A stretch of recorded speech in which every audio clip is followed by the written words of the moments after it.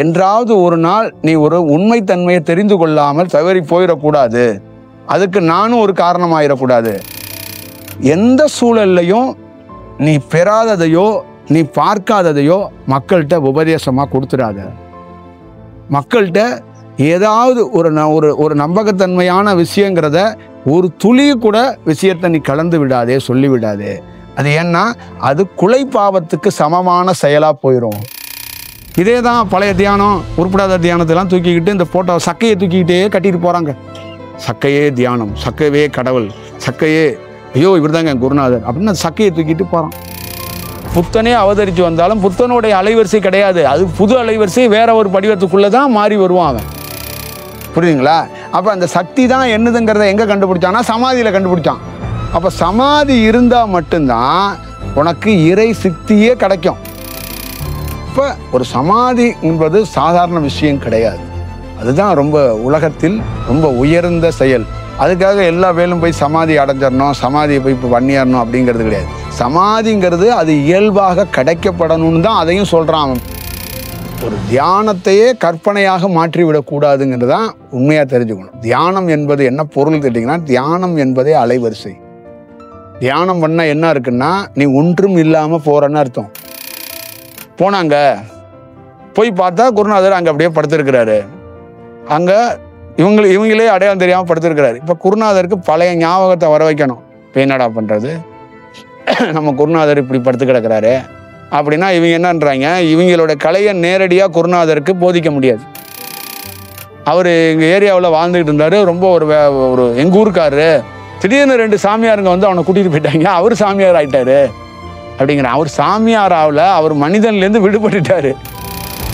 அப்போ நமக்குள்ளே என்னன்னா, இவ கஷ்டப்படுறா அப்படின்னு கண்ணுக்கு தெரிஞ்சு இவ வந்து நமக்குள்ள இவ வந்து ஒரு தியானத்துக்குரிய மாணவி, ஆனால் இவ போய் இல்லறத்தில் மாட்டிக்கிட்டு இப்படி கஷ்டப்படுறான்னு தெரியுது.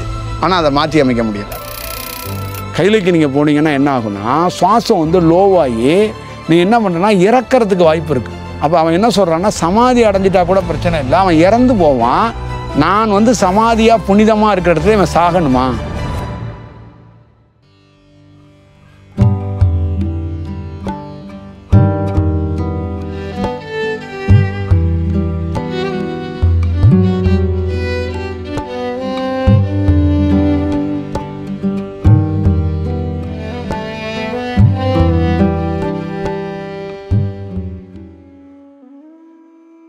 வழக்கமாக இங்கே இருக்கிற ஆன்மீக போதனைகள், ஆன்மீக சிந்தனைகள், ஆன்மீக புத்தகம், இந்த வடிவத்துக்குள்ளெல்லாம் நம்ம தவிர்த்து இருக்கிறோம். மக்கள்கிட்ட இருந்து சில விஷயங்களை தடுக்கப்பட்டிருக்கிறோம். மக்கள்கிட்ட இருக்கிற சில தீய பழக்கங்களை தடுக்கப்பட்டிருக்கிறோம். மக்கள்கிட்ட இருக்கிற சில தேவையில்லாத புத்தகங்களை, தேவையில்லாத செயல்களை கீழே புடுங்கிறதுக்கு இந்த நிமிடம் வரைக்கும் ட்ரை பண்ணிக்கிட்டே இருக்கிறோம். ஏன்னா என்றாவது ஒரு நாள் நீ ஒரு உண்மைத்தன்மையை தெரிந்து கொள்ளாமல் தவறி போயிடக்கூடாது. அதுக்கு நானும் ஒரு காரணமாயிடக்கூடாது. எனக்குள்ள தினந்தோறும் எனக்குள்ளேருந்து ஒரு குரல் கேட்டுக்கிட்டே இருக்கு. அந்த குரல் என்னன்னா, எந்த சூழல்லையும் நீ பெறாததையோ நீ பார்க்காததையோ மக்கள்கிட்ட உபதேசமாக கொடுத்துடாத. மக்கள்கிட்ட ஏதாவது ஒரு நம்பகத்தன்மையான விஷயங்கிறத ஒரு துளி கூட விஷயத்தை நீ கலந்து விடாதே, சொல்லி விடாதே. அது ஏன்னா அது குலை பாவத்துக்கு சமமான செயலாக போயிடும். அந்த செயலை போன்ற ஒருவன் செஞ்சுட்டா, ஒரு இல்லாத ஒன்று கூட நீ சொல்லிட்டேன்னா அது இருக்கிற மாதிரி உருவாகி போயிடும். அது மாயை தான். நீ சொன்னதுனால மாயையே நிஜம் மாதிரி மாறிடும். அப்போ இவர் சொல்லிட்டாரு அப்படிங்கிறதுக்காக அதில் 2 பேர் எடுத்து ஃபாலோ பண்ணிட்டான்னா அது வந்து தேவையில்லாத ஒரு பெரிய ஒரு சூழலை உருவாக்கிறோம். இப்படி தான் இந்த சமூகமே மாயையே கடவுளாக வணங்குறான், மாயையே தியானமாக பண்ணுறான், மாயையே செயலாக பண்ணுறான். எது மாயை? மாயை என்பது உன் மனம், மாயை என்பது உன்னுடைய எண்ணம். அந்த எண்ணத்தால் பல நாள் தேக்கி வைத்த விஷயத்தை ஒரு நாள் வரமாக நீ இந்த மாயையை செயல்படுத்திக்கொள் அப்படின்னா உன்னை விட்டுட்டான். ஒரு தாய் வந்தா 10 கோடி ரூபா காசு இருக்குடா, சந்தோஷமா வாழ நினைச்சேன், அந்த வாழ்ந்துக்கிடும் ஒரு அம்மா கொடுத்துட்டு போயிட்டான். நான் உன்னை டிஸ்டர்ப் பண்ண மாட்டேன் மகனே, இந்த 10 கோடி இருக்கு, நீ எனக்கு காசு சம்பாரிச்சு கொடுக்க வேண்டாம், நான் உன்கிட்ட கொடுத்துட்டேன், நீ தானே உனக்கு ஆசை போ அப்படின்னு சொல்லிட்டு போயிட்டான். அந்த 10 கோடியை வச்சுக்கிட்டு அவன் ஒரு வாழ்க்கையை சந்தோஷமாக வேற மாதிரி வாழ்வான்ல. இந்த தாய் தலையிடவே இல்லை. அந்த 10 கோடி தீர்ந்த உடனே இந்த தாய் என்ன பண்ணா, அவனையே தூக்கிட்டு போயிட்டான். அதுக்கப்புறம் தூக்கி கொண்டு போய் அவனை கொண்டு அப்புறப்படுத்திட்டு இந்த 10 கோடியில இவன் பண்ணான்ல, சல்லாசம் பண்ணான்ல, அந்த இடத்த எல்லாத்தையும் அந்த தாயே போய் கழுவி விட்டான். இப்ப தமிழ்நாட்டில் இருக்கிற, இந்தியாவில் இருக்கிற இந்த சல்லாசமான சில சாமியார்கள் கொடுத்த தியானத்தையோ மந்திரத்தையோ முழுக்க பரப்பி வச்சிருவான். எண்ணத்தை எல்லாத்தையும் அவன் ஆசையை நிறைவேற்றிடுவான். வர முடிஞ்சவன அவனை கொன்றுவாங்க. கொன்னி நீங்க இதுல சந்தன பேலையில அவனை தூக்கி கொண்டு புதைச்சிருவீங்க. அவனை அங்கிட்டு புதைச்ச உடனே அவன் கொடுத்துருக்க தியானம், அவன் கொடுத்துருக்க மந்திரத்தை எல்லாம் என்ன பண்ணுவான், அவன் தியானம் அங்கதான் இருக்கும், அவன் மந்திரம் அங்கதான் இருக்கும். உதாரணத்துக்கு சொல்றேன், ஓசோ அங்கதான் இருப்பான். ஓசோ கிட்ட இருக்கிற அலைவரிசையை மொத்தமா பிடிங்கி தூக்கி எறிஞ்சிருவோம். ஓசோ போட்டோ வச்சுக்குவ, ஆனா அதுல இருந்து ஒண்ணும் வராது. ஏன்னா அதுக்குள்ள இருக்கிற மெயின் ஜூஸ் இருக்குல்ல, அது உறிஞ்சி எடுத்துட்டு போயிடுவான். எவன் ஒருத்தன் உனக்கு வரம் கொடுத்தான்ல, வேலை செஞ்சுக்கான்னு டிஸ்டர்ப் இல்லாம கொடுத்தான்ல, நீ கொடி கட்டி பரப்பாய். எத்தனை ரோல்ஸ் ஆயிக்காரெல்லாம் என்ன காரு எல்லாம் வச்சுக்க, உருள் இப்படி உருள், வெள்ளக்காரன் அப்படி உருளட்டும், நீ கொண்டாடு, எல்லாம் செய், அனைத்தும் நடக்கட்டும். என்னத்தால தானே பண்ணியிருக்க, வரம் கொடுத்துருக்கேன்ல, நான் கிரகமும் உன்னை எந்த டிஸ்டர்ப் பண்ணாது, நானும் உன்னை டிஸ்டர்ப் பண்ண மாட்டேன், எந்த ஞானியும் அங்கே வரமாட்டான். வேலை முடிஞ்சிருச்சா, நீ செத்து போனாயா, ரைட்டு, இப்போ உன்னோட தியானம் இதெல்லாம் சொல்லியிருக்கல்ல, நானே நீரை வைத்து அதை கழுவி விட்டுட்டு உன்னோட செயலை எடுத்து வெளியில போட்டுருவேன். இப்போ போட்டோ இருக்கும், புக்கு இருக்கும், எவன் வேணாலும் படி. அதுலேருந்து வெறும் கரும்பு சக்கை இருக்குல்ல, அந்த சக்கை தான், அந்த நீரை நான் எடுத்துகிட்டு போயிட்டேன். கரும்புல இருக்கிற ஆழக்கரும்புல இருக்கிற சாறு நான் எடுத்துகிட்டு போயிட்டேன்.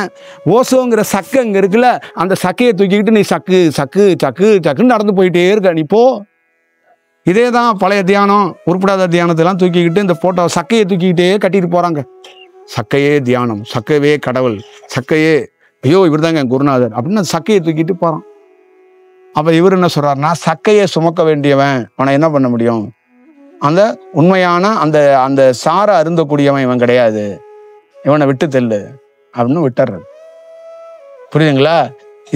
இதுதான் இதோடைய செயல் வடிவம். தமிழ்நாட்டில் இந்த மாதிரி இப்போ ப்ரெசன்ஸில் 130 140 பேர் இருக்காங்க.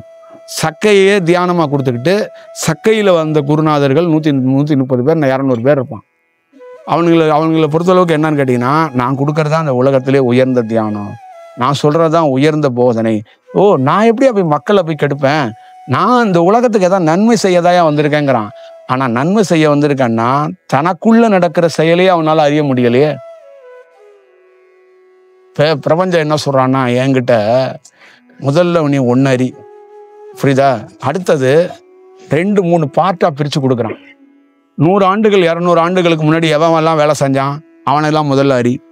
எனக்கு கிளாஸே தான், எவன்லாம் என்னென்ன மாதிரி வேலை செஞ்சுட்டு வந்தான் அவனை எல்லாத்தையும் கம்ப்ளீட்டாக அறி. ஓகே, அடுத்தது இன்னும் ஒரு 20 ஆண்டுகள் 30 ஆண்டுகள் 50 ஆண்டுகள் கழிச்சு எவன்லாம் இந்தியாவுக்குள்ளே வரப்போகிறான், உலகத்தில் எவன்லாம் ஞானத்துக்கான அவதரிக்க போகிறான், அவனெல்லாம் அந்த சூழல் எப்படி இருக்கும் அதையும் அறி. இப்போ இன்னும் 50 ஆண்டுகள் கழிச்சு இந்தியாவோ உலகமோ எப்படி இருக்கும், அதுக்கு ஏற்ற மாதிரி உன்னுடைய வகுப்பு இருக்கணும். 100 ஆண்டுகளுக்கு முன்னாடி பணி செஞ்சான்ல அவன்லாம் யாராரு அவனை பாரு. அப்போ அவனுடைய பாதிப்பெல்லாம் எவன்லாம் எங்கெங்கெல்லாம் வச்சிருக்கிறான் இதெல்லாம் பார்த்து அதுக்கப்புறம் ப்ரெசன்ஸில் நீ என்ன வேலை செய்ய போற, இதுதான் நம்ம கொடுக்கறது. புரியுதா? இப்போ நான் புத்தன் பெரிய பயங்கரமான ஒரு ஆள், அடுத்தது முன்னாடி இருக்கிற ஞானி பயங்கரமான ஆள்னா அவன் அலைவரிசையை சொல்கிறான். புத்தனை நீ பேசி என்ன நடக்க போகுது, அவன் அலைவரிசைக்கு இதுக்கு ஏதாவது சம்மந்தம் இருக்கா? இப்போ அவன் ஏதாவது பணி செய்ய போகிறானா? புத்தனே அவதரித்து வந்தாலும் புத்தனுடைய அலைவரிசை கிடையாது, அது புது அலைவரிசை, வேற ஒரு படிவத்துக்குள்ளே தான் மாறி வருவான் அவன். சமாதிங்கிறது ஏங்க கிடைக்குதுன்னா, சமாதிங்கிறத தெரிஞ்சுக்கங்க. முதல்ல மனிதனாக இருக்கிறோம், ஒரு மனிதனுக்கு சமாதி கிடைக்குதுன்னா நீ அங்கே அப்போதான் இறை சக்தியை பயன்படுத்த முடியும், அப்போதான் வேலை செய்ய முடியும். சமாதிங்கிறது என்னன்னா, ஒரு மனிதன் இறந்து போன மாதிரி இருக்குல்ல, அப்போதான் அந்த இறை அலைவரிசையோட தாக்கு பிடிச்சி வேலை செய்ய முடியும். அப்போ அந்த இறை அலைவரிசை எது அப்படின்னா சந்திரக்கலை, சூரியக்கலை. இப்போ இந்த இடக்கலை பின்கலையை எங்கே கொண்டு வைக்கணும், சுழுமுனையில் கொண்டு வைக்கணும். இந்த சுழுமுனையில் கொண்டு போய் உள்ளே போய் ஒருத்தன் வச்சுட்டு அவன் என்ன பண்ணுறான், இடக்கலை பின்கலை சுழுமுனையில் கொண்டு வச்சுட்டு அப்படியே காத்திருக்கான். காத்திருக்கிறது என்ன, சமாதி. அப்படியே காத்திருக்கேன், இடக்கலையும் பின்களையும் கொண்டு போய் சுழுமுனையில் வச்சுட்டேன், நான் அப்படியே வெயிட்டிங். இத்தனை நாள் வெயிட்டிங், 1 வருஷம் 2 வருஷம் 12 வருஷம் 15 வருஷம் 20 வருஷம் 2000 வருஷம் கூட சில பேர் வெயிட் பண்ணுறான், அப்படியே இருக்கிறான். ஒரு நாள் அந்த சுழுமுனை வெளிக்குது. அப்போ அவனுக்குள்ள என்னன்னா, அவனே அலைவரிசையாக வர்றான், அவனே அலைவரிசை என்று செயல்படுறான். அப்போ வந்தவன் என்ன தெரியுமா முதல் ஸ்டேட்மெண்ட் கொடுக்குறான், அவன் கொடுக்குற ஸ்டேட்மெண்ட். திருவண்ணாமலையில் ஒருத்தர் கல் மாதிரி ஒருத்தர் உட்காந்து தியானம் பண்ணி கடந்தாருல, அவர் முதல் ஸ்டேட்மெண்ட் என்னமா கொடுத்தாரு? இது உடல் ஒண்ணுமே இல்லை, இந்த உடலே நான் இல்லைன்னு. அவரோட முதல் ஸ்டேட்மெண்ட்டே தான், இந்த உடல் இருக்குல்ல, இந்த உடலே நான் இல்லை. இப்போ எதுங்க நீங்க? அந்த அலைவரிசை தான் நாங்கிறத அவர் சொல்லலை, இந்த உடல் நான் இல்லைன்ட்டார். அப்ப நான் அப்படின்னு ஒண்ணு இருக்குல்ல, அது நான் இல்லை, இந்த உடலும் நான் இல்லைன்ட்டார். என்னடா சமாதிக்கு முன்னாடி உடம்பு அது இதுன்னு சொல்லிக்கிட்டு இருந்தான், சமாதிக்கு போனதுக்கு அப்புறம் இந்த உடலே நான் இல்லைன்னா அப்புறம் இந்த உடல் யாருது? இப்போ இங்க இருக்கிறவங்க எல்லாம் என்னன்னா உடலை கும்பிட்றாங்க. இந்த உடல் சாமி உடலை பார்த்துக்கிறேன்னா சிக்கலா போயிடும் அப்படின்னு சாமி உடலுக்காக போராடுறாங்க. அவங்க என்ன நினைக்கிறாங்கன்னா, இந்த உடலுக்குள்ள ஒரு சக்தி இருக்குல்ல, இப்போ இந்த உடலை விட்டாருன்னா அந்த சக்தி என்ன பண்ணுவோன்னு போராடுறான். அவன் என்ன சொல்றான்? உடலே என்னது இல்லை, அந்த சக்தி தாயா என்னதுங்கிறான். புரியுதுங்களா? அப்ப அந்த சக்தி தான் என்னதுங்கிறத எங்க கண்டுபிடிச்சான்னா சமாதியில கண்டுபிடிச்சான். புரியுதுங்களா? அப்ப சமாதி இருந்தா மட்டும்தான் உனக்கு இறை சக்தியே கிடைக்கும். அப்பதான் நீ இறை பணியே செய்ய முடியும், அப்பதான் இறை வேலையே செய்ய முடியும். புரியுதுங்களா? இதுதான் அதுக்குள்ள இருக்கிற பெரிய ரகசியம். அப்ப இந்த உலகத்துல ஞானிகள் அப்படின்னு நீங்க சொன்னப்பட்டவங்கெல்லாம் அவங்களுக்கு என்ன கிடைச்சிச்சு அப்படின்னா, இந்த ஏதுமற்ற நிலை, மனமற்று உடலற்று உணர்வற்ற நிலை. அப்ப அந்த உணர்வற்றுங்கிறதுக்கு சமாதி. அப்ப அந்த சமாதி கிடைச்சவனுக்கு என்ன ஆகுதுன்னா, உடல் இருந்தும் உடல் இல்லாதவனா ஆயிட்டான். அப்ப உடல் என்னுடையது இல்லை. அவன் என்ன சொல்றான்? உடல் என் தாய் தந்தையால இந்த பூமிக்குலேருந்து கிடைச்சது, ஆனா என்னுடைய அலைவரிசை இந்த பூமிக்கு உரியது இல்லை, கிளியரா அறிவிக்கிறான். அப்ப நான் இதுக்குரியவன் அல்ல. அவன் என்ன சொல்றான்? அவங்க தாயையோ அவங்க தகப்பனையோ அவன் சகோதரனே வர்றான். எனக்கு தெரிந்த ஒருத்தர் 3 பேர் எனக்கு ஆசீர்வாதம் பண்ணதுல ஒருத்தர் வர்றாரு. அவரு என்னை திட்டினாலும் போனாலும் என் மீது ஒரு மரியாதை கொண்டவர். அவருடைய மகன் அவர் சந்திக்க வர்றாரு. ஆனா எனக்கு கொடுக்குற ரெஸ்பான்ஸை கூட அவர் மகனுக்கு கொடுக்க மாட்டாரு. அவன் மகன் வர்றாரு, இப்படி திரும்பிக்கிறாரு, பார்க்க மாட்டாரு. அவன் பல நாள் நான் தான் அந்த சாமியோட பிள்ளை, நான் தான் சாமியோட பிள்ளைன்னு ஊர் முழுக்க சொல்லி வரான். ஆனா இவரு ஒரு இடத்துல கூட ரெஸ்பான்ஸ் பண்ண மாட்டார். புரியுதுங்களா? ஒரு இடத்தில் என் பேரை சொல்லி பல இடங்களில் பிச்சை எடுத்து கொண்டு இருக்கிறான், பல இடங்கள்ல ஏதோ ஒன்று சொல்லிட்டு இருக்கான்னு திட்டினாரே ஒழிஞ்ச அவனை என் மகன், நான் அவர் தந்தை என்று ஒரு நாள் கூட அறிவிச்சதில்லை. நான் நார்மல் தியானத்தில் இருக்கும்போது மனித தன்மையிலே கொஞ்சோண்டு உணர்ந்த விஷயம், நார்மலா இருக்கிற போதே கொஞ்சோண்டு அவர் பக்கத்திலேயே இருக்கும்போது உணர்ந்த விஷயம், எனக்கு ஒரு சிறு துளி சொல்லுவாங்கல்ல, அந்த சிறு துளியில உணர்ந்த விஷயம் இப்பொழுது வேற. அப்ப அந்த சமாதி கிடைச்சதுக்கு அப்புறம் வந்தவன் என்ன பண்றான்? தாயையோ தந்தையோ வந்தா கூட இந்த உடல் கொடுத்தவங்கன்னு இல்லை, அவங்களையே ஒரு 3வது மனிதன் மாதிரி தான் பார்க்கறான்.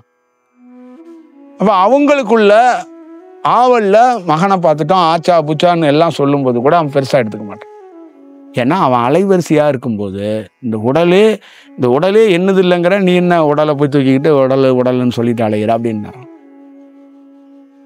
அப்ப ஒரு சமாதி என்பது சாதாரண விஷயம் கிடையாது. அதுதான் ரொம்ப உலகத்தில் ரொம்ப உயர்ந்த செயல். அதுக்காக எல்லா வேலும் போய் சமாதி அடைஞ்சிடணும், சமாதியை போய் இப்போ பண்ணிடணும் அப்படிங்கிறது கிடையாது. சமாதிங்கிறது அது இயல்பாக கிடைக்கப்படணும்னு தான் அதையும் சொல்கிறான். அவன் பிரபஞ்சத்துலேருந்து என்ன சொல்கிறான்னா, இந்த சந்திரக்கலை நீ உருவாக்கலை, சூரியக்கலையை நீ உருவாக்கலை, சுழுமுலையை நீ உருவாக்கலை, இந்த சந்திரக்கலையை நீ இயக்கலை, அது இயங்குது. இந்த பீனியல் பிக்குட்ரி சுரப்பினால சந்திரக்கலையும் சூரியக்கலையும் அது இயங்குது. அதே போல இந்த சந்திரக்கலையும் சூரியக்கலையும் ஒரு நாள் ஒன்று சேர்ந்து சுழுமுனையில ஒடுங்கும். அப்ப எங்கடா ஒடுங்கும், எப்படா ஒடுங்குன்னா, அந்த சுழுமுனையில் ஒடுங்குவதற்கு ஒரு வேலை செஞ்சுக்கிட்டே ஒருத்தன் இருக்கிறான் பாரு, அவங்கிட்ட போகும்போது சந்திரனும் சூரியனும் தானாக வேலை செய்ய தொடங்குவான். அப்ப அந்த பிக்குட்ரியும் பீனியல் இருக்குல்ல, இந்த மாதிரி ஒரு அனுபவம் பெற்றவன்ட்ட போய் நிற்கும் போது அதுவும் கொஞ்சம் தன்னுடைய செயல்பாட்டுல ஒரு சேஞ்ச் ஓவரை கொடுக்கும், ஒரு மாற்றத்தை கொடுக்கும். இப்ப ஒரு சம்பந்தமே இல்லாத ஒரு வீட்டுக்குள்ள நீ போகாத, அங்க போய் அந்த வீட்டுக்குள்ள தங்காத, அங்க உட்காராதன்னா, நீ போய் உட்கார்ந்தனா அந்த அலைவரிசை மாறிருங்கிறான். அப்ப ஒரு அலைவரிசை உள்ளவன் ஒரு இடத்துக்குள்ள உட்கார்ந்து இருக்கிறான்னா, அவன் பக்கத்துல உட்கார்ந்து இருக்கான்னா, அவனுக்கு ஒரு மாற்றம் ஏற்படுமா ஏற்படாதா? ஆனா அந்த மாற்றம் என்ன நினைக்கிறான்னா, நானும் சித்தர் ஆயிருவேன்னு அவன் நினைக்கிறான். அதுதான் நினைக்க கூடாது. அது தேவையற்ற செயல். அது தேவையற்ற உன்னுடைய பிரயாணத்துக்கு அது ஒரு பாதிப்பாயிரும். உன்னுடைய டிராவல், உன்னுடைய பயணம் மட்டும்தான் உனக்குள்ள இருக்கணுமே ஒழிய நீ தேவையற்ற ஒரு கற்பனைக்குள்ள நீ ஆழ்ந்து போகக்கூடாது.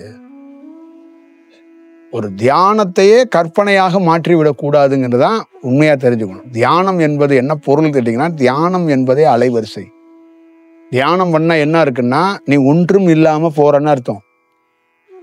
எதுக்கு தியானம் பண்றோம் அப்படின்னா, மனிதனே மறந்து போயிடுறது. நீங்க என்னங்க பண்றீங்க? தியானம் பண்ணா என்ன? அமைதி இருக்கு. அடுத்தது சில நேரத்துல என்னையே தெரியல. அப்ப உன்னையே தெரியாது எதுன்னா அது அலைவரிசை தான். அப்ப தியானம் என்பதே ஒரு அலைவரிசை தான். அப்ப அந்த அலைவரிசைய நீ கற்பனையில ஆழ்த்திடக்கூடாது, கற்பனையில செஞ்சிடக்கூடாது, கற்பனை வடிவத்துக்குள்ள போயிடக்கூடாது. அங்க எமோஷன் ஆகி அழுது கதறி வாழை பரமேஸ்வரியோ பார்வதியோ முருகனையோ சிவனையோ நாராயணனையோ வந்துரு எனக்கு ஏதாவது செஞ்சிருன்னா சத்தியமா இவங்க வரமாட்டாங்கிறது எனக்கு தெரியும். இவங்க மோசமான ஆள்கள்லே முக்கியமான ஆட்கள், இவங்க வரமாட்டாங்க. ஏன்னா இவங்களா வந்தாதான் உண்டு, இவங்க வரமாட்டாங்க. நீங்க நிறைய பேர் சொல்லுவான்ல, நான் அழைத்து வந்தேன் அண்ணன். அதெல்லாம் அழைத்தெல்லாம் வரமாட்டான். எந்த அழைத்து அப்படி வருவான்னா, அவன் இந்த பிரசன்ஸ்ல பணி செய்ய போறான்னா அவன் வந்து ஒரு வேலையை பார்ப்பான். இந்த காலகட்டத்தில் இவர் உங்களோட இப்போ நான் இருக்கிறேன்னு வச்சுங்களேன், இந்த கூட்டத்துக்குள்ள என்னை வந்து அழைக்கிறவங்களோட நான் தொடர்புல இருக்கிறேங்க. அப்போ நான் என்ன பண்ணுவேன்னா, எனி டைமும் இவங்களை வச்சு பண்ணுவேன். அப்போ நான் என்ன பண்ணுவேன்னா, நான் உன்னை திடீர்னு பார்க்க வருவேன், நீ அப்போ அழுதுட்டு உட்காந்துருக்க. அப்போ நீ என்ன நினைச்சிடுற, நான் அழுதோன்னா நீ வந்துட்ட, நான் வந்துட்டேன் அப்படின்னு நினைக்கிறேன். அட படுபாவி, நான் இப்போ தொடர்புல இருக்கிறேன். நான் வந்து உன் வீட்டு வாட்ச்மேனு. உன் வீட்டில் நடக்கிற நல்லது கெட்டதெல்லாம் எனக்கு தெரிஞ்சுக்கிட்டே இருக்கும். அப்போ நீ என்ன நினைக்கிறேன்னா, நீங்கள் எப்படி தீர்க்கதரிசியா எனக்கு ஒரு கஷ்டங்கும் போது வந்துட்ட அப்படிங்கிற. ஐயோ, நான் கஷ்டத்துக்காக வரலப்பா, நான் இங்கேயே தான் இருக்கேன். எனி டைம் உன்னை நான் வாட்ச் பண்ணிக்கிட்டே இருக்கேன். நான் உன்னை வந்து ஃபாலோ பண்ணுறது என்னோட வேலை. அப்போ நீ வந்து என்ன பண்ணுறேன்னா, எப்போ பார்த்தாலும் அழுதுகிட்டே இருக்கிற, எப்போ பார்த்தாலும் சிரிக்கிற. அப்போ அந்தந்த நேரத்துக்குள்ளெல்லாம் நான் வரும்போதெல்லாம் நீ இன்னும் கொஞ்சம் அதிகமாகிடுற. நீ என்ன நினைச்சறன்னா, நான் அழுவுறதை பார்த்துட்டு நீ வந்து விட்டாய், நான் சிரிக்கிறத பார்த்துட்டு ஐயோ இந்த சந்தோஷத்தை கொண்டாடிக்கிட்டு இருக்கும் போதே நீங்கள் வந்துட்டீங்களா, இதுதான் கடவுள் அப்படின்னு நீ என் மேலே பழிய போட்டுற. அதே என் அலைவரிசை முடிஞ்சிருச்சு, நான் போயிடுறேன். நல்லா ஞாபகம் வச்சுக்க, நான் ஒரு 1000 வருஷம் பணி செய்கிறேன்னு வச்சுக்க, 1000 வருஷம் கழிச்சு நீ யாராவது பிறந்தனா என் போட்டோவை தூக்கிட்டு அழுதனா நான் வரவே மாட்டேன். ஏன்னா அங்கே ஏன் அலைவரிசையே இல்லையே, நான் எங்கே அங்கே வர்றது? நீ உருள் எத்தனை முறை உருண்டாலும் நான் வரமாட்டேன். புரியுதுங்களா? எத்தனை முறை உருண்டாலும் அங்கே வரமாட்டேன். அவன் என்னன்னா, அவன் மேலே வந்து சமாதியில் இருந்துருப்பான். அவன் வந்து ஒன்றுமே இருக்காது, ரியாக்ட் பண்ண மாட்டான். அப்போ என்ன பண்ணுவான், இங்கே ஒருத்தன் இங்கே ஒரு பணி செய்கிறான்ல, இங்கே ஒருத்தன் அவன் பார்த்துட்டு என்ன அந்த அலைவரிசையை நினச்சி இவன் அழுதுகிட்டே இருக்கிறான், நம்மளை தானே இவன் பார்க்கணும் அப்படின்னு நினச்சிட்டு அவன் உனக்கு வேணா ஹெல்ப் பண்ணலாம், கைட் பண்ணலாம். அப்பையும் வந்து அவன் தான் வருவான். அப்போ நீ நல்லா ஞாபகம் வச்சுக்க, அழைத்தது என்ன, இன்னொருத்தன் வர்றான். அவன் ஏன் வர்றான்னா, அவன் வாட்ச்மேனாக இருக்கிறான். நான் வந்து டியூட்டி மாற்றி விட்டு போயிட்டேன், என் ஷிஃப்ட்டு முடிஞ்சு போச்சுப்பா, நீ பார்த்துக்கடா, நம்ம ஓங்க செயல் தான். நான் வந்து ஒரு வெள்ளை கலரில் லைட் எரிஞ்சேன், நீ இன்னமும் மஞ்சள் கலர் லைட்டு தான், இன்னமும் மஞ்சள் கலரில் அந்த உலகம் லைட் ஆயிரும், சரி நீ பார்த்துக்க அப்படின்னு அவன்கிட்ட பொறுப்பாக படிச்சுட்டு போயிட்டேன் நான். இப்போ மஞ்சள் கலர் டியூட்டி பார்த்துட்டு இருக்கான்ல, வெள்ளை கலர் லைட்டை நினச்சி அழுதுட்டு உட்காந்துருக்கான். இப்போ ஒரு மஞ்சள் கலர் லைட்டு சொல்கிறாரு, வெள்ளை கலர் லைட்டு போயிட்டாரு, வரவே மாட்டார். இன்னும் இவன் என்ன அப்படி அழுதுகிட்டே இருக்கிறான் அப்படின்னு அந்த மஞ்சள் கலர் போய் நின்னா மஞ்சள் கலரை ஏற்றுக்க மாட்டான். அப்புறம் மஞ்சள் கலர் ஏதோ அதிசயம் செஞ்சோடனே வெள்ளை கலரை தூக்கி எறிஞ்சிடறான். வெள்ளை கலர் தூக்கி எறியது நல்லது தான், அதில் ஒன்றும் தப்பு கிடையாது. ஆனால் என்னன்னா, அதை வந்து சரியாக கையாள தெரியணும் அப்படிங்கிறத நம்ம சொல்கிறோம். அப்போ ஒரு அலைவரிசையெல்லாம் நம்மளால் அலைச்செல்லாம் பெற வைக்க முடியாது. புரியுதுங்களா? அப்போ இந்த மனிதர்கள் வினோதமாக என்ன பண்ணுறாங்கன்னா, சாமி கும்பிட்டு கடவுளை இம்ப்ரெஸ் பண்ணிடலாம். எப்படி வாழைப்பழத்தை தூக்கிட்டு போய் கடவுளை இம்ப்ரெஸ் பண்ணிடலாம், வீட்டில் நெய்யை ஊற்றி சக்கரை பொங்கலை பண்ணி போய் சிவபெருமானை ஏமாற்றிடலாம், மார்கழி மாதம் வந்தோன்னா திருப்பதியை சுற்றி வந்து வெங்கடாஜலபதிட்ட லட்டு வாங்கி போடலாம் அப்படின்னு வந்து இவங்க ஒரு கணக்கு பண்ணி வாழ்ந்து எல்லா மனிதனும் சுடுகாட்டு தாங்க போனான். உணராமல் அங்கே போய் சுற்றி தெரிஞ்சு ஒன்றும் பயனே கிடையாது. போய் சுற்றி தெரிஞ்சு என்ன நடக்க போகுது? என்னதான் அடுத்தது ஒரு கொஸ்டின் எல்லாம் என்னதான் பண்ணலாம் நீங்கள் சொல்லுங்க அப்படின்னா, ஒரு மனிதன் இந்த மாதிரி ஒரு சந்தர்ப்பம் கிடைக்கும்போது ஒருத்தரை பார்த்துருக்காங்க, ஒரு விஷயம் கிடைக்குது, அவங்களுக்கு ஒரு அலைவரிசை கிடைக்குது, அப்படின்னா அதில் உணர்ந்து அவன் பாட்டில் ஒரு பயணத்தை தான் மேற்கொள்ளணும்.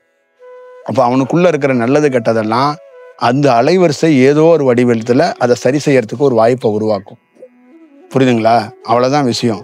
நீ ரோட்டில் போய்கிட்டு இருக்கும்போது அந்த ரோடு சரியில்லைன்னு புலம்ப தான் முடியும். ரோடு நீ போட முடியாது. ரோடு போடுற டிபார்ட்மெண்ட்டு நான். நீ புலம்புற டிபார்ட்மெண்ட்டு தான் ஒன்றுது. அதை சரி செய்கிற டிபார்ட்மெண்ட்டு என்னது? நீயே புலம்பி நீயே சரி பண்ண நினச்சேன்னா அப்புறம் அதை சரி செய்ய முடியாது. புரியுதா? அதனால நீ ரோட்டில் போ, குண்டும் குழி இருக்கும், கப்பி இருக்கும், 2 நாள் உழுவு, 3வது நாள் உழுவு, 4வது நாள் உழுவு, 5வது நாள் உழுவு, 6வது நாள் நீ உழுவேன்னு நினைப்ப, நீ உழுவ விட மாட்டேன். ஏன்னா அங்கே சாலை போட்டுருவேன் நான். புரியுதா? இதுதான் விஷயம். அப்ப நீ எதிர்பார்க்காத நேரத்துக்குள்ள ஒரு செயல் அங்க நடக்கும். இது அதிசயம்லாம் கிடையாது. அந்த கால வரையறை பார்த்து அந்த செயல் அப்படின்னு உருவாக்கப்படும், நடக்குங்கிறத புரிஞ்சுக்கணும்.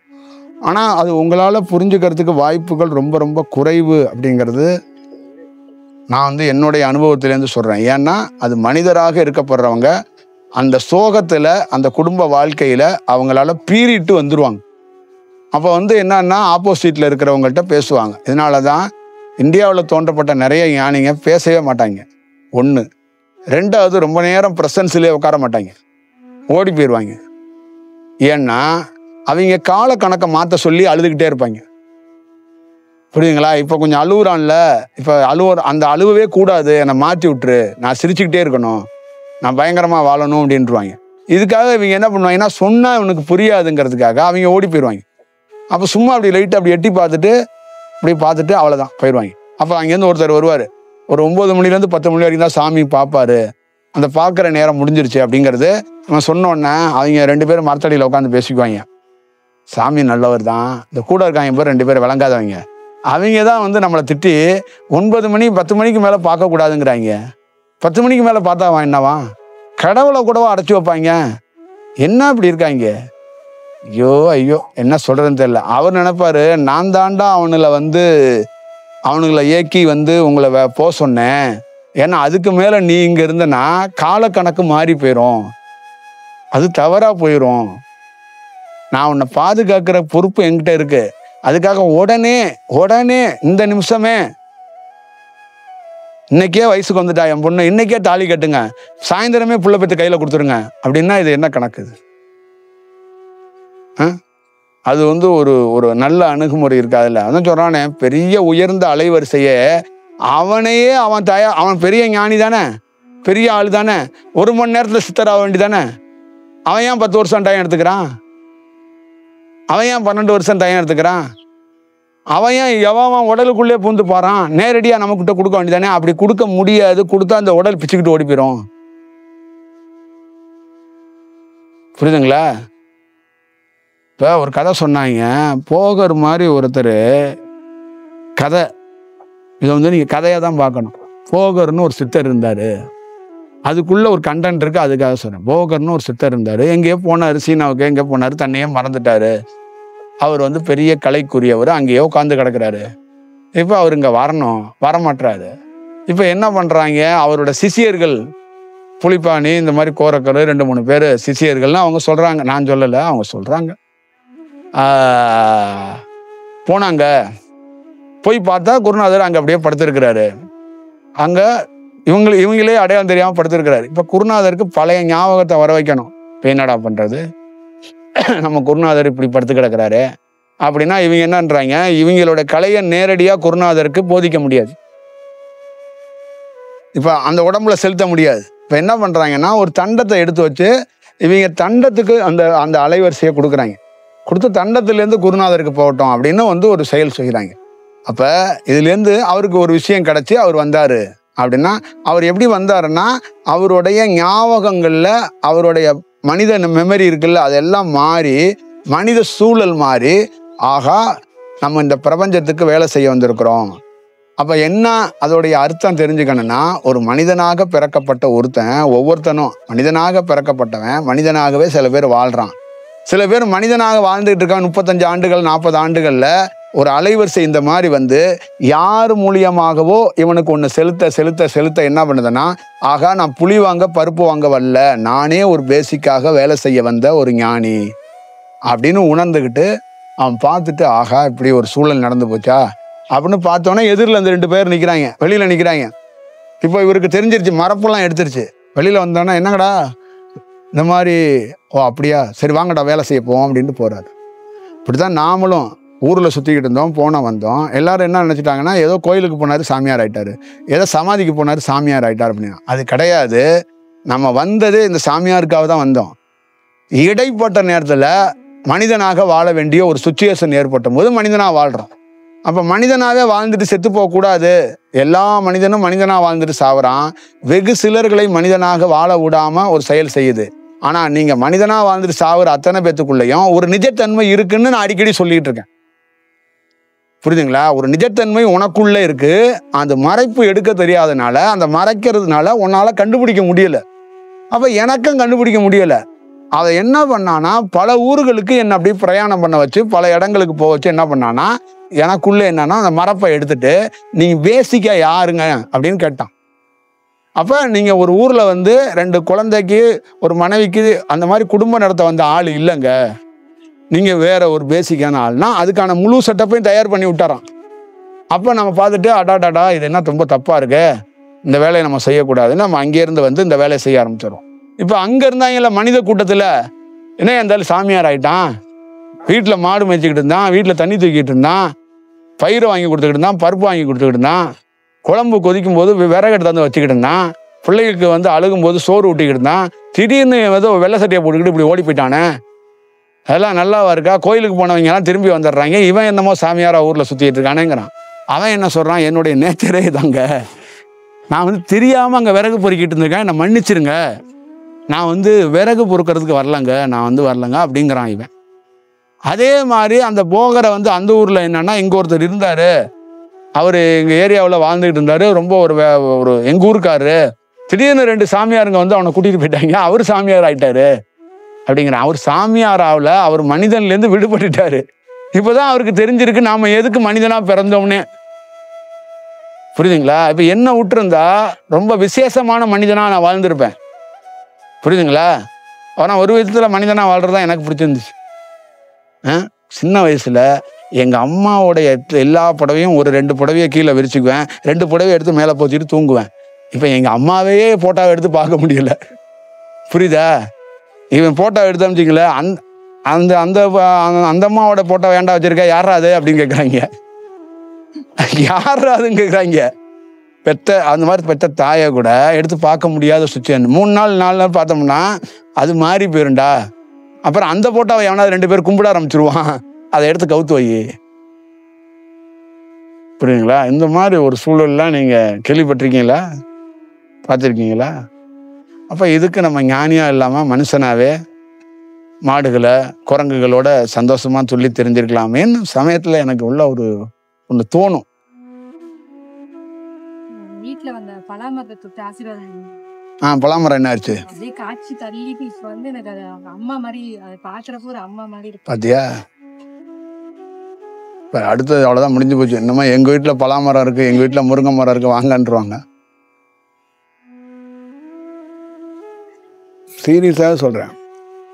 ஒரு தண்டை அலைவரிசை இருக்கிறவன் கட்டிலில் படுத்தா அந்த கட்டில் மாறி போயிடுது, அந்த போர்வையை தொட்டால் போர்வை மாறி போயிடுது, குண்டானை தொட்டால் குண்டா மாறி போயிடுது, ஏதாவது க்ளோஸ் போட்டு தான் தொடரணும். அந்த மாதிரி ஒரு சூழலுக்கு வந்தோடனே இப்போ ஒரு சூழலில் சில பொருளை தொடவே கூடாது அப்படிங்க வரும்போது, நமக்கு தெரிஞ்சும் தவிக்கும் போது நம்ம அதை வந்து விலகி போக வேண்டியது. இப்போ நீங்கள் இருக்கீங்கள, என்னால் முடியாதது ஒன்றும் இல்லை, முடியும். ஆனால் அந்த அலைவரிசை தொட விட மாட்டுது. அந்த அலைவரிசை வந்து உனக்கு தேவையானதை எப்போ வரணுமோ அப்போ தான் கொடுக்கணும்னு அது தள்ளுது. அப்போ நமக்குள்ளே என்னன்னா, இவ கஷ்டப்படுறா அப்படின்னு கண்ணுக்கு தெரிஞ்சு இவ வந்து நமக்குள்ள இவ வந்து ஒரு தியானத்துக்குரிய மாணவி, ஆனால் இவ போய் இல்லறத்தில் மாட்டிக்கிட்டு இப்படி கஷ்டப்படுறான்னு தெரியுது. ஆனால் அதை மாற்றி அமைக்க முடியல. அந்த காலம்னு இருக்குல்ல, அதை மாற்றி அமைக்க முடியல. அப்போ மாற்றி அமைச்சா இந்த உலகம் கொலப்ஸ் ஆயிரும். அப்போ அந்த மாயை வரம் வாங்கிக்கிட்டு தியானம் கொடுக்குறவனுக்கு உனக்கு என்ன வித்தியாசம்? கொஞ்சம் அமைதியாயிரு அப்படிங்கும்போது தான் இப்போ அமைதி காக்க வேண்டியதாக இருக்குது. நான் இந்த மாதிரி நெருக்கடியில் கண் கலங்கி எமோஷன் ஆகி உங்களை பார்த்துட்டு அப்படியே போகிறேன். நீங்கள் என்ன பண்ணுறீங்கன்னா, பார்த்துட்டு பேசாமல் போகிறாரு, வீட்டில் பிரச்சனை, தொல்லைகள், துன்பங்கள் அப்படின்னு நினச்சிட்டு நீங்கள் ஒரு ஃபீல் பண்ணுறீங்க. அப்போ நீங்கள் ஒரு பக்கம் ஃபீல் பண்ணால் நான் ஒரு பக்கம் ஃபீல் பண்ணி தான் அப்படி ஓடிக்கிட்டு இருக்கு ட்ராக். சரிதானே? நடக்கிற உண்மை சம்பவங்கள். அதனால ஒரு ஒரு ஒரு ஒரு செயலை அப்போ அதுதான் என்ன சொல்லுதுன்னா, மனம் இல்லாமல் பண்ணுறதுக்கு காரணமே அதான். இப்போ மனம் இருந்துச்சுங்களே, நான் பாட்டில் வந்து அலைவரிசை உள்ளே இருக்காது. மனம் இருந்துச்சுன்னா கம்மியான அலைவரிசை இருக்கும். அப்போ எந்த குறுக்கு வழியில் வேணாலும் உங்களுக்கு கற்றுக் கொடுப்பேன். இப்போ இறைவன் அடையிறதுக்கு பல ஷார்ட் ரூட்டுகளை நீங்கள் தேடுங்க. ஏன்னா நானே பல ஷார்ட் ரூட்டை மனம் இருந்தால் தேடுவேன். இப்போ மனம் இருக்கிற பட்சத்தில் நான் போய் 18 சித்தர்களையும் வெவ்வேறு மாதிரி அவங்கள படிக்கிறது, தேடுறது, அவங்களுடைய வாழ்க்கையெல்லாம் பார்த்ததெல்லாம் ஒரு காலம். அந்த மனம் மனம் கொஞ்சம் விலகி கொஞ்சம் செயல்பாடு மாறினோன்னா சித்தர் கடவுளுங்கிற சாப்டரே போயிடுச்சு. அந்த செக்ஷனே அப்படி போயிடுச்சு வெளியில்.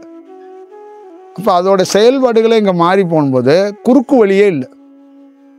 அப்போ அது என்ன ஆகி போயிடுச்சு, மனம் இல்லாதனால யாரையும் குறுக்கு வழியில் இந்த பக்கம் போ அந்த பக்கம் போகணும்னு கைட்லைன்ஸ்லாம் பண்ண முடியாது, பண்ணக்கூடாது அப்படிங்கிற ஒரு சூழல் வந்துடு. புரியுதுங்களா? கைலை மலைக்கு நீங்கள் எல்லாம் போயிட்டுருக்கீங்கல்ல, அவன் வந்து எனக்கு ஒரு டயத்தில் நானும் கைலை மலையை வணங்கினேன். கைலை மலைக்கு போகிறதே பெரியதாக இருந்தேன். அப்புறம் அந்த மனம் விலகுனதுக்கு அப்புறம் தான் சொல்லுது கைலை மலைக்கு போகிறதே பெரிய பாவம் அப்படிங்கிறது. அப்புறம் தான் எனக்கு சொல்லுது, தெரியுது. ஏன் அப்படின்னா அந்த சமாதி ஸ்டேஜில் இருக்குது கைலை மலை, உணர்வற்று இருக்குது. அப்போ அந்த உணர்வற்று அங்கே இருக்கிற அந்த இடத்துக்குள்ளே போனால் அவனும் சமாதி ஆகிறதுக்கு வாய்ப்புகள் நிறையா இருக்குது. அப்போ சுவாசம் வந்து அங்கே வந்து மொத்தமாக லோவாயிருமா. கைலைக்கு நீங்கள் போனீங்கன்னா என்ன ஆகுனா, சுவாசம் வந்து லோவாகி நீ என்ன பண்ணுறன்னா இறக்கிறதுக்கு வாய்ப்பு இருக்குது. அப்போ அவன் என்ன சொல்கிறான்னா, சமாதி அடைஞ்சிட்டா கூட பிரச்சனை இல்லை, அவன் இறந்து போவான். நான் வந்து சமாதியாக புனிதமாக இருக்கிற இடத்துல இவன் சாகணுமா? அப்போ இவனுடைய செயலில் இந்த மாதிரி சமாதியில் இருக்கிற மாதிரி இடத்துக்குள்ள சில பேர்கள் வந்து ஒரு தவறாக உள்ளே பூந்துடுறாங்க, வந்துடுறாங்க. அது வந்து தவறு. அது அப்போ அது மாதிரி வரக்கூடாது அப்படிங்கிறது தான் அதோட செயல். அப்போ திபெத்தே சீனாவோ எங்கே மாட்டினாங்க, இந்தியாவிலையும் நிறைய கொஞ்சம் ப்ராப்ளம் எங்கே இருக்குன்னா, சமாதி மாதிரி இருக்கிற ஒரு இடத்த ஒரு கோவில் மாதிரி எக்ஸ்போஸ் பண்ணும்போது தான் பிரச்சனை ஸ்டார்ட் ஆகுது. சமாதியை கோயில் மாதிரி எக்ஸ்போஸ் பண்ணக்கூடாது. சமாதி எப்படின்னா ஏதுமற்ற நிலையிலே வச்சுருக்கணும், பின்ட்ராப் சைலண்ட். புரியுதுங்களா? அந்த சமாதியை நாம் எதுவும் டச் பண்ணக்கூடாது, கழுவக்கூடாது, பண்ணக்கூடாது, போகக்கூடாது, தொடக்கூடாது. அப்படியே போகணும், அப்படியே அமைதியாக அமர்ந்திருக்கணும், அப்படியே வந்துடணும். அங்கே பூஜை, புனஸ்காரம், மந்திரம், தந்திரம், எந்திரம் எதுவும் இருக்கக்கூடாது. டச் பண்ணவே கூடாதுன்னு சொல்கிறேன்ல சமாதியை. ஏன்னா அதோடைய செயலை வேற. அதுலேருந்து என்னென்னா ஒரு ஈர்ப்பு உனக்கு கிடைக்கும். அதுலேருந்து ஒரு கைட்லைன்ஸ் வேணால் அதுவாக கொடுத்தாதான் உண்டு. அப்போ ஏது மற்ற இருக்கிறது, அந்த ஒன்று சொல்கிறாங்கள ஒன்றும் இல்லாமல் இருக்கிறதுங்க சொல்ல, உணர்வற்றுங்கிறது அதான். இந்த உணர்வற்று இருக்கிறத போய் எந்த காலத்தையும் தொந்தரவு பண்ணிடக்கூடாது. தமிழ்நாட்டில், இந்தியாவில், உலகத்தில் இந்த சமாதியை கட்டி வச்சுட்டு கோயில் ஆக்கிட்டாங்க, பூஜை பண்ணிக்கிட்டே இருக்கிறாங்க. அதுதான் பெரிய மிஸ்டேக். அதெல்லாம் செய்யவே கூடாது. கோவிலுங்கிறது வேற, சமாதிங்கிறது வேற. புரியுதுங்களா? ஒரிஜினல் கோயிலுக்குள்ளேயே என்ன வருத்தப்பட்டிருக்காங்க ஞானிகள்னா, ஒரிஜினல் கோயிலே அது சொன்னால அவன் அலைவரிசையாக ஒரு கோயில் கட்டியிருக்காங்க, அதுவே சமாதி தான். அதை வந்து இவங்க வந்து டிஸ்டர்ப் பண்ணிட்டாங்கன்னு வருத்தப்படுறாரு. இப்போ நம்ம வந்து மூகாம்பிகையில் போய் என்ன பார்த்தோம் அப்படின்னா, அங்கே ஒரு அலைவரிசை வந்து இருக்குது, அதுதான் பார்த்தோம். அப்போ அந்த அலைவரிசை என்னன்னா, அது உயர்ந்த அலைவரிசையாக இருக்குது. ஆனால் அதுக்குள்ளே மனிதர்கள் கோயில் கட்டினதுனால வேற மாதிரி ஒரு சூழல்கள் அங்கே உருவாயிருச்சு. அப்போ அதுக்குள்ளே வந்து நிறையா முரண்கள், நிறையா சிக்கல்கள் உருவாயிரும் அப்படிங்கிறது தான் நம்மளுடைய கருத்தியலாக சொல்கிறோம். இப்போ இதெல்லாம் நம்மளால் கட்டுப்படுத்த முடியாது. சில இடங்களில் உங்களுக்கு எங்களை மாதிரி ஆளுங்க உங்களை சில இடத்துல கட்டுப்படுத்துறதுக்கு வாய்ப்பை உருவாக்க ட்ரை பண்ணுறோம். கட்டுப்படுத்த ட்ரை தான் பண்ணுறோம். உங்களை சில இடத்துக்கு போக விடாமல் ட்ரை பண்ணுறோம், அவ்வளோதான்.